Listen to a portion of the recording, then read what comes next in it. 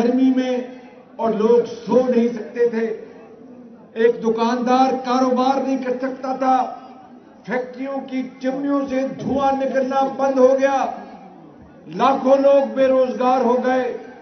مگر نواز شریف چین سے سی پیک کے منصوبے لے کے آیا اور پاکستان کے خزانے سے خود اربوں ڈالر خرچ کر کے 14,000 میگا واٹ بجلی قوم کو مہیا کی اور لوڈ شیڈنگ 2017-18 میں ختم ہو گئی.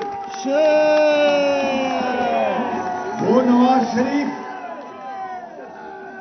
نواز شریف جس نے پاکستان کو ایٹمی طاقت بنانے کے لیے 5 ارب ڈالر کی جو آفر تھی اس کو مسترد کر دیا.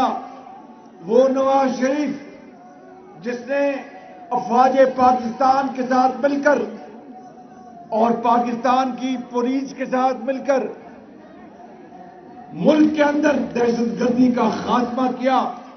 80,000 لوگوں نے شہادت کا جام نوش کیا اور رد الفساد اور ضرب عضب کے ذریعے لوگ یہاں پر